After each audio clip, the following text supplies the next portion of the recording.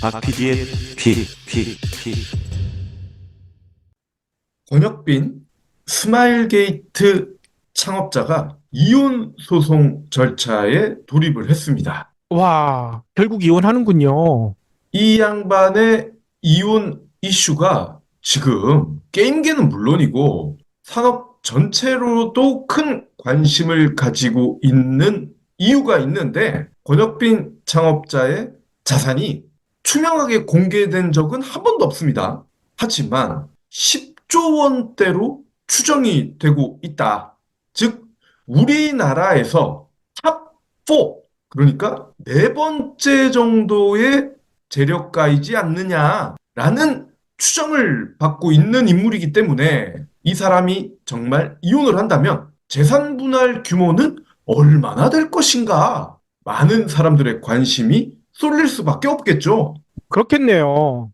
법조계에 따르면 서울 가정법원이 작년 12월부터 지난달까지 감정인들에게서 감정 산출 방법과 예상 감정료를 제출받았고, 지난달 30일 권 창업자 부부 양측에 전달을 했습니다.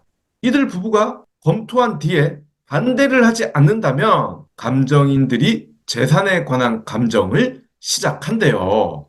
재산 감정이 뭘까요? 이혼 당사자들이 가지고 있는 현금, 주식, 부동산, 이런 자산이 얼마나 되는지 전문 감정인들이 확인하는 절차입니다. 투자업계에서는 스마일게이트 그룹 기업 가치를 10조 원 안팎으로 보고 있어요.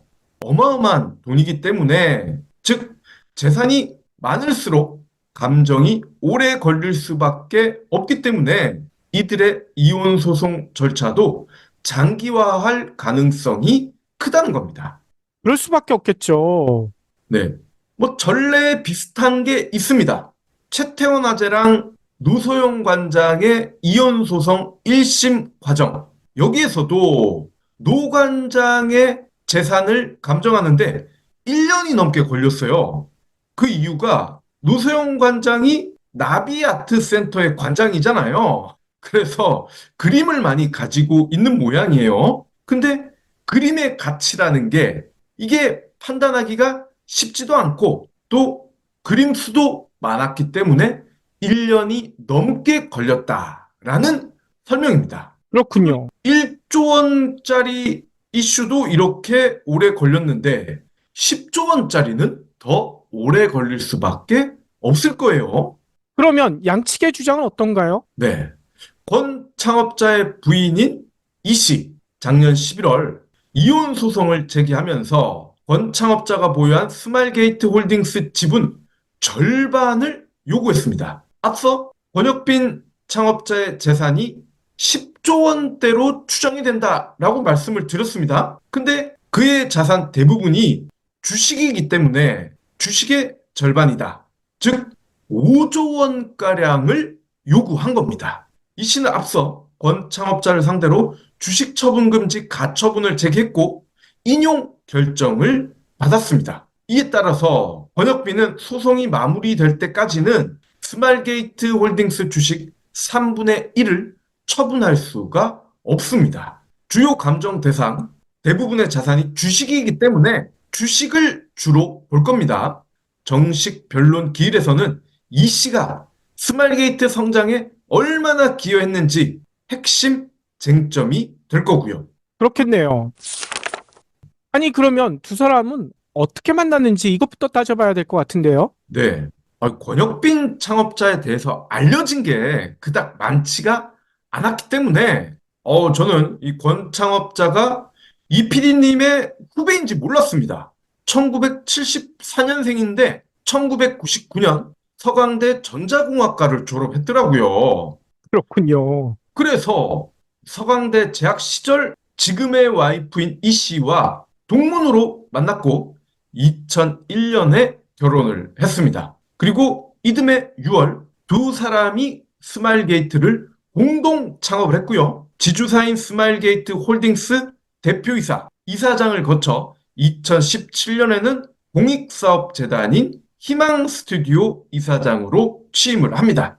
2020년부터 현재까지는 스마일게이트 비전 제시 최고 책임자 뭐 이런 직책이 있는지 처음 알았는데요. 어쨌건 줄여서 CVO로 재임 중입니다. 현재 스마일게이트 홀딩스 지분 100%를 가지고 있고요. 그렇군요. 아니, 그런데 게임 모르시는 분들은, 관심이 없으신 분들은 스마일게이트가 얼마나 잘 나가는 회사인지 모를 수도 있을 것 같아요. 맞습니다. 2006년에 크로스파이어라는 총싸움 게임을 내놨는데 이게 국내에서는 그닥 반응이 좋지 않았어요. 그러던 차에 중국으로 수출을 했는데 이게 웬일입니까? 중국에서 대박이 난 거예요.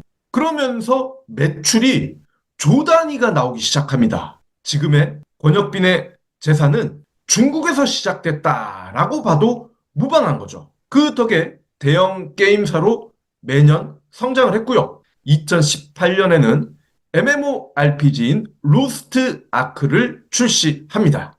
둘 다 잘 되니까 권 창업자는 국내 자산가 순위에서도 매년 5손가락 안에 들 정도로 부를 축적합니다. 자, 근데 앞서 부인인 이 씨가 반띵을 요구했다라고 말씀을 드렸습니다. 보통 재벌가에서 이런 경우는 거의 없어요. 왜냐? 부인들 대부분이 처음부터 살림을 하는 경우가 많았거든요. 물론 살림이라는 게 직장생활 못지않게 엄청나게 힘든 일인 거 다들 알고 있습니다. 하지만 아직까지 우리나라 판사들이 꼰대여서 그런 건지는 모르겠지만 살림을 하는 거에 대해서 후하게 점수를 주지 않는다는 겁니다. 그런데 부인 이 씨는 재벌가의 아내들과는 너무나 달라요. 일단 이 씨가 이번 이혼 소송에서 남편 권 창업자가 유책 배우자라고 밝혔습니다. 어떠한 일로 유책인지에 대해서는 공개되지 않았습니다만 이에 대해 권 창업자는 받아들일 수 없다라는 취지에서 이혼 소송 기각을 요청을 했고요. 자, 두 번째, 이게 이제 중요한 거죠.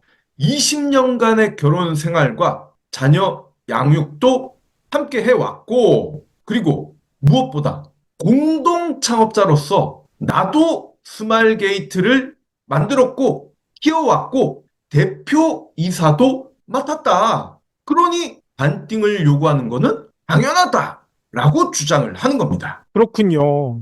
아니, 그러면 앞서 얘기했던 기존 재벌가의 이혼 소송과는 좀 다른 방향으로 갈 수도 있겠군요. 맞습니다. 대체로 재벌가는 남자들이 일방적으로 이겼다고 봐도 무방하죠. 법원이 특유 재산을 분할 대상으로 보기는 어렵다라는 재벌들의 주장을 받아줬기 때문입니다. 특유 재산, 결혼을 하기 전부터 가지고 있었거나 조상으로부터 증여, 상속받은 재산을 의미합니다. 그러니까 결혼과는 별도로 원래부터 우리는 돈이 많았는데 이 돈마저 나누자고? 이건 말이 안 된다.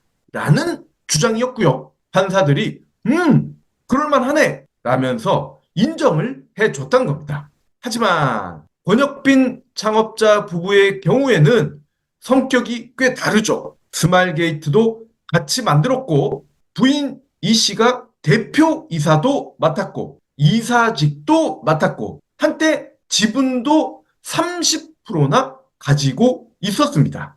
이건 판사가 보더라도 권혁빈의 자산을 특유 재산으로 보지는 어렵지 않을까요? 그러니까요. 물론 아내 이 씨는 자신의 지분을 2010년 중국 업체인 텐센트에 매각을 했습니다. 물론 이 지분을 권 씨가 다시 사들여서 지금의 1인 지배 체제가 확보가 됐고요. 이 때문에 부인 이 씨가 회사 성장에 얼마나 기여했는지가 이혼 소송의 쟁점이 될 수밖에 없다는 겁니다. 만약 법원이 이들 부부의 이혼을 결정할 경우 국내 역사상 최대 수준의 재산 분할 규모가 나오겠죠. 그렇군요. 아니, 그러면 어쩔 수 없이 또 해외 사례를 소환할 수밖에 없을 것 같아요.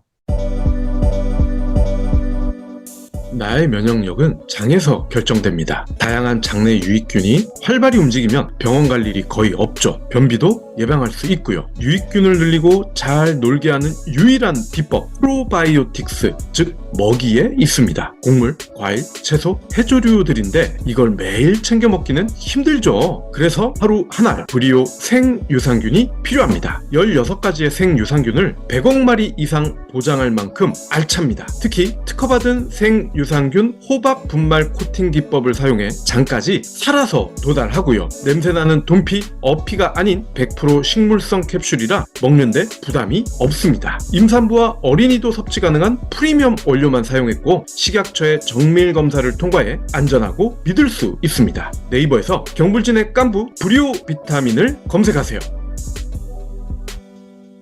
맞습니다. 비슷하다고 해야 될까요? 세계 4대 부자로 꼽히는 아마존의 제프 베조스. 아마존의 창업자이면서 CEO이기도 한 베조스인데 2019년에 이혼을 했죠. 아내 맥킨지 베조스와 이혼을 하면서 합의금으로 아마존 주식의 25%, 그러니까 베조스가 가지고 있었던 주식의 25%죠. 이게 아마존 전체 주식의 4%라고 합니다.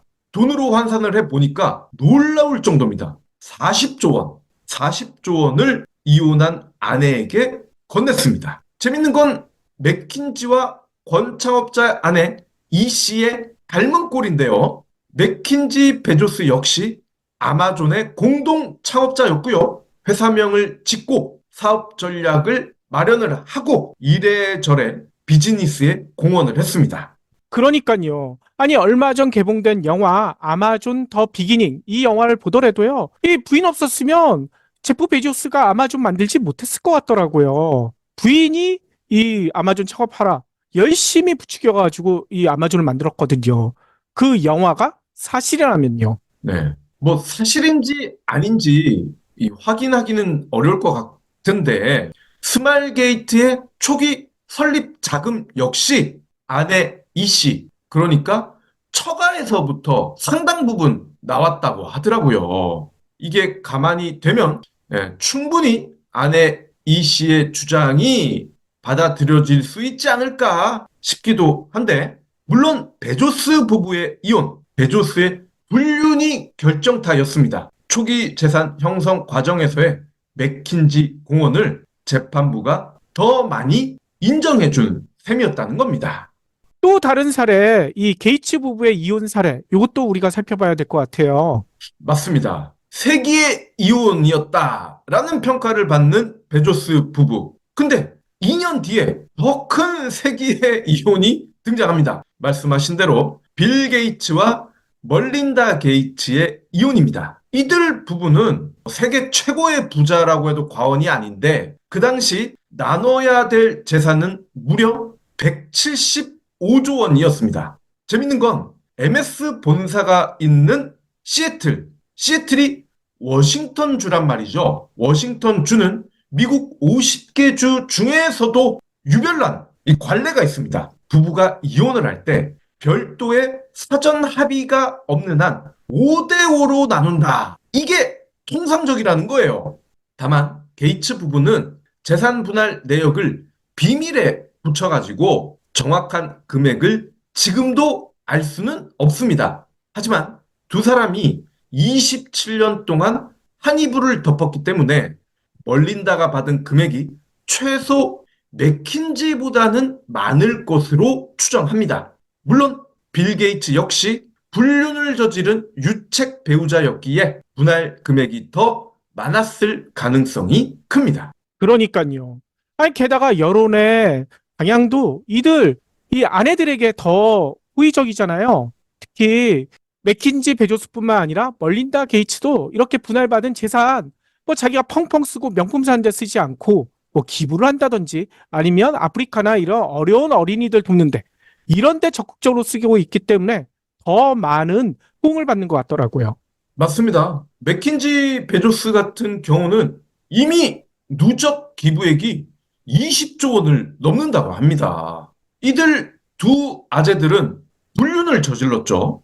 근데 권혁빈 창업자를 유책 배우자라고 아내 이 씨가 주장을 했습니다. 만약 권 창업자가 누가 보더라도 유책 배우자라면, 특히 창업 초기의 공헌을 인정받는다면 많게는 5조 원, 적어도 조 단위의 재산 분할이 현실화할 가능성이 큽니다. 개인적으로는 권 창업자가 3조 원 이상을 양보했으면 좋겠어요. 그래야 여성의 공헌도에 대한 평가 다시 이루어질 거 아닙니까? 그리고 이혼을 조금은 더 신중히 생각하는 문화가 자리 잡을 거예요. 에이, 근데 3조 원은 약하죠. 정확히 반반, 5조 원으로 나눠야죠. 그게 베스트죠. 물론 이혼은 개인의 선택이고 자유지만 결혼과 이혼이 개인만의 일은 아니기도 하지 않습니까? 한국이 싫다고 다 이민 갑니까?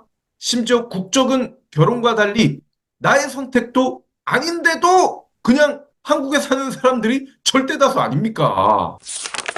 마지막으로 은둔의 경영자로 유명한 권 창업자가 이런 방식으로 음지에서 양지로 나오는 게 참 안타깝습니다. 작고한 고 김정주 넥슨 창업자보다 더 은둔형이었던 권혁빈. 그가 이혼과 재산 분할로 유명해졌으니 이런 아이러니가 어디 있습니까? 그렇게 그러니 자신을 안 드러내려라고 별수를 다 쓰던 양반이 이런 식으로 전 국민에게 얼굴도 공개되고 그간의 스토리도 공개되고 참 아이러니하죠. 그러니까 말이에요.